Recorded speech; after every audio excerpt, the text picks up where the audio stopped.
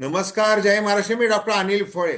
सुनेत्रा पवार जोपर्यंत विलिनीकरणाच्या संदर्भात बोलत नाही तोपर्यंत विलिनीकरण होणार की नाही याची स्पष्टता येणं अवघड आहे. आज देवगिरी बंगल्यावर मलबार हिलच्या मुंबईच्या बैठक आयोजित केलेली आहे राष्ट्रवादी काँग्रेस. आणि मग छगन भुजबळ यांनी जाहीर केल्याप्रमाणे राष्ट्रीय अध्यक्ष निवडण्याची प्रक्रिया सुरू होत आहे. ती कशी त्याविषयी हे मंथन होणार आहे. आणि अर्थातच राष्ट्रीय अध्यक्ष म्हणून सुनेत्रा पवार यांची निवड होणार आहे, हे अगदी स्पष्ट आहे. असं असताना विलिनीकरणाला आम्ही नाकारत आहोत अशा पद्धतीने राष्ट्रवादी काँग्रेसचे सुनील तटकरे, प्रफुल्ल पटेल, छगन भुजबळ, धनंजय मुंडे यांनी जी काही कठोर अशी भूमिका घेतलेली आहे त्या भूमिकेच्या विरुद्ध आता काहीही बोलायचं नाही.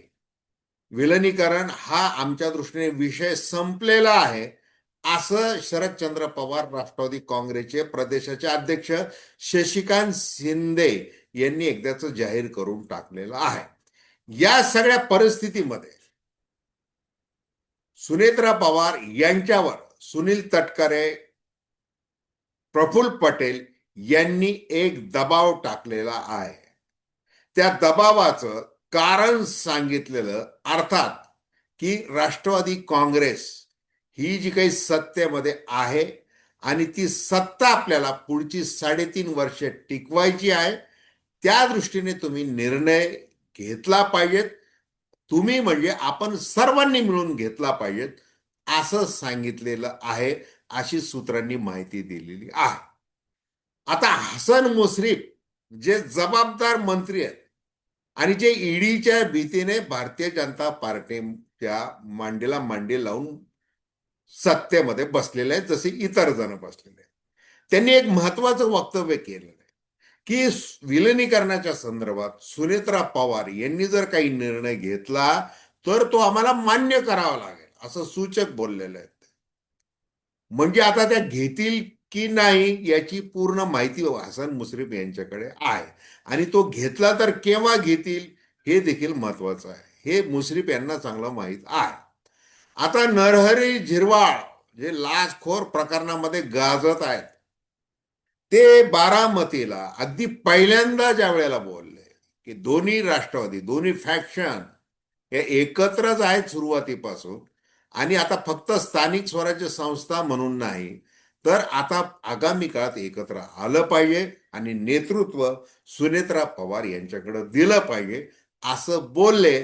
आणि मग त्यांचा जो काही कार्यक्रम झालेला आहे, 50,000 रुपयांची लाच आणि लिपिकाला पकडलं जाणं रंगेहात, तशा प्रकारे आपला देखील गेम होऊ शकतो असं राष्ट्रवादीतल्या अनेक नेत्यांना वाटत आहे, जरी त्यांची कितीही इच्छा असली की विलिनीकरण व्हायला पाहिजे. आता हिरामन खोसकर यांनी जो आकडा घोषित करून टाकलेला आहे, जबाबदार आमदार आहेत, त्यांनी सांगितले की किमान 35 आमदारांना वाटतंय की विलिनीकरण झालं पाहिजे आणि त्यासंबंधी सुनेत्रा पवार यांच्याशी आम्ही बोलणार आहोत असं देखील ते म्हटलेले आहेत. मग या 41 पैकी 35 आमदार जर तयार आहेत, मग ते 5-6 आमदार कोण असा प्रश्न येतो. मग त्याच्यामध्ये अर्थातच छगन भुजबळ आहेत, धनंजय मुंडे आहेत, हसन मुश्रीफ आहेत आणि बाकीचे अजून 2-3 जण आहेत, जे तटकरे आणि पटेल म्हणतील त्याप्रमाणे वागायला तयार आहेत. कारण त्यांना सत्तेचं संरक्षण पाहिजे, आरोपमुक्ती पाहिजे, वगैरे वगैरे वगैरे. मग आपण त्याविषयी थेट विश्लेषण करतो. एक सर्वसामान्यांच्या नागरिकांच्या दृष्टिकोनातून आपण बोलतोय, तटस्थ भूमिकेतून, स्वतंत्र पत्रकारिता. तेव्हा नम्र विनंती आहे की चॅनल सबस्क्राईब करावं आणि आपल्या प्रतिक्रिया बिनधास्तपणे नोंदवाव्या. हे बघा, आता आज संध्याकाळी बैठक आहे, उद्या मंत्रिमंडळाची बैठक होईल. सुनेत्रा पवार या उपमुख्यमंत्री म्हणून त्या बैठकीला हजर राहतील. तत्पूर्वी राष्ट्रीय अध्यक्ष या सुनेत्रा पवार होणार. मग त्या संबंधी प्रक्रिया सुरू करणं औपचारिकदृष्ट्या त्याची पहिली बैठक म्हणून ही सांगितली जात आहे की ती देवगिरी बंगल्यावर आहे. मग तिथं सगळे रथी महारथी. आता रथी महारथी म्हणजे कोण कोण? सुनील तटकरे आहेत, प्रफुल्ल पटेल आहेत, भुजबळ आहेत वगैरे, हे सगळे पक्षातले आता रथी महारथी आहेत. आणि जसं काल बघा बारामतीमध्ये पुणे जिल्ह्यातील जे नवनिर्वाचित स्थानिक स्वराज्य संस्थांचे जे काही लोकप्रतिनिधी आहेत ते सगळे एकत्र आले होते. सुनेत्रा पवार तिथं होत्या. ज्या वेळेला हर्षवर्धन पाटील आणि दत्तात्रय भरणे हे दोन विधानसभा निवडणुकीमधले एकमेकांचे विरोधक हे अगदी जवळ 1 फुटाच्या अंतरावर राहून बोलले प्रसार माध्यमांशी. विलिनीकरणाचा आम्हाला विचारू नका, तो निर्णय श्रेष्ठी घेणार आहे. आमचे वरिष्ठ निर्णय घेतील, त्याच्यानंतर बघू, आत्ता आम्ही काही बोलत नाही, असं सूचक त्यांनी वक्तव्य केलेलं आहे. आता या सगळ्या परिस्थितीमध्ये जे जे मतदारसंघ आहेत, आणि आता दत्तात्रय भरणे आणि हर्षवर्धन पाटील यांच्यामध्ये जे राजकीय सख्य ते विधानसभा निवडणुकीमध्ये ते दिसून आलेलं आहे. अगदी शरद पवार असतील, सुप्रिया सुळे असतील, यांनी हर्षवर्धन पाटलांचा प्रचार केला तरी देखील त्यांना पराभव पत्करावा लागलेला आहे. असं असलं तरी आता आगामी जी निवडणूक आहे त्याच्यामध्ये काय चित्र असू शकतं?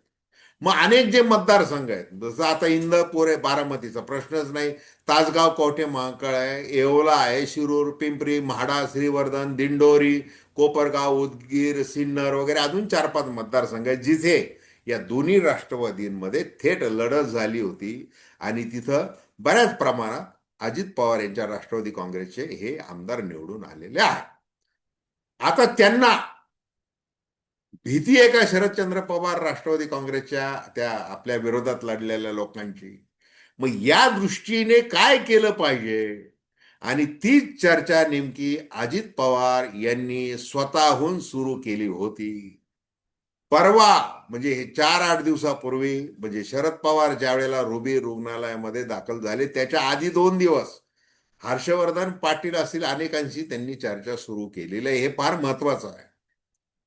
मग प्रत्येक मतदारसंघामध्ये केलं पाहिजे. परंतु आता जर इतक्या सहजासहजी हे मनोमिलन झालं प्रत्येक विधानसभा मतदारसंघामध्ये, तर मग आपलं काय, असा प्रश्न कुणाला पडलेला आहे? तर तो अर्थात भारतीय जनता पार्टीला पडलेला आहे. मग जसं सुरुवातीला सांगितलं की तटकरे आणि पटेलांनी सुनेत्रा पवार यांना नेमकं काय सांगितलं, आपण मोदी शहांची भेट घेऊ, त्यांना आपली अडचण सांगू, आपली अडचण म्हणजे काय की त्यांचं आधी आपण ऐकून घेऊ, ते काय म्हणतील हे महत्वाचं आहे. कारण त्यांच्या दृष्टीने शरद पवार इंडिया आघाडीमध्येच राहणार, म्हणजे मविबामध्येच राहणार की काय करणार याची काही खात्री देता येत नाही. त्याच्यामुळे आपण एनडीए मध्ये राहिलेलं बरं. त्याच्यामुळे सुनील तटकरे कसं सुरुवातीपासून एकच त्यांनी तुंतुन लावून धरलेलं आहे की एनडीए मध्ये जी राष्ट्रवादी काँग्रेस आहे त्याच्याबद्दल बोललं पाहिजे आणि मग पुढे चर्चा. हे सगळं सरळ सोड त्यांचं गणित आहे. आणि हे जे विभाजन आहे ते आपल्या फायद्याचं आहे असं भारतीय जनता पार्टीमधल्या अनेक नेत्यांना वाटतंय. आणि त्याच्यामुळं त्यांनी सुनेत्रा पवार यांच्यावर जो काही दबाव, हा जाणीवपूर्वक शब्द आहे, आता ती सहानुभूती वगैरे वगैरे सगळं, प्राप्त परिस्थिती, राजकीय परिस्थिती, अपरिहार्यता, योग्य निर्णय वगैरे हे सगळे मान्य केले तरी आता राजकारण म्हणून पुढे न्यावं लागणार आहे. आणि ते पक्षहिताचं राजकारण पाहिजे. सत्तेच्या म्हणजे विकासासाठी सत्ता आहे आणि पुढच्या आगामी निवडणुका त्यासाठी तिथपर्यंत तग धरणं आवश्यक आहे. त्याच्यामुळे शरद पवार म्हणतील त्या तालाप्रमाणे जर राष्ट्रवादी काँग्रेस पुढे पुढे चालत राहिली तर ते कोणत्याही दृष्टीने परवडणार नाही, हा सगळा विचार आहे. मग आता भलं कसं आहे की ग्राम पातळीवर जसं आता बारामतीसह इतर ठिकाणी 100 पैकी 80% गावांनी या जिल्हा परिषद निवडणुकीमध्ये मतदान केलेलं आहे. दोन्ही राष्ट्रवादीला, घड्याळाला केलेलं आहे आणि तुतारीला देखील केलं. हे यांची नाळ जुळलेली, त्यांचं मनोमिलन झालेलं आहे. पण हे ग्रास रूटवर मनोमिलन जरी झालेलं असलं आणि बहुतांश आमदारांना जरी वाटत असलं की विलिनीकरण लवकरात लवकर व्हावं, परंतु जे श्रेष्ठी तटकरे पटेल यांना जोपर्यंत वाटत नाही तोपर्यंत विलिनीकरण होणार नाही. आणि हेच लक्षात घेऊन शरदचंद्र पवार राष्ट्रवादी काँग्रेसने विलिनीकरणाची चर्चा तूर्तास तरी थांबवलेली आहे. पुढे काय होतंय, आता कोण कोण बोलतंय हे लवकरच आपल्याला म्हणजे समोर येत राहील. आणि प्रत्येकाला आता ताकीद देण्यात आलेली आहे राष्ट्रवादी काँग्रेसकडून, तटकरे पटेलांकडून, की आता जरा सबुरीने बोला. आता हिरमन खोसकर बोलून मोकळे झाले, हा भाग वेगळा. आता ते तशी ताकीद देण्यात आलेली आहे आणि त्याविषयी राष्ट्रीय अध्यक्ष निवड प्रक्रिया यासंबंधी जरी बैठक असली तरी देखील ही सूचना अवश्य केली जाणार आहे की आता तोंडाला कुलूप लावा, याचीच अधिक शक्यता आहे. तर धन्यवाद. हा व्हिडिओ आपल्याला आवडला असेल अवश्य शेअर करा, सबस्क्राईब करा आणि आपली प्रतिक्रिया बिनधास्तपणे नोंदवा. धन्यवाद.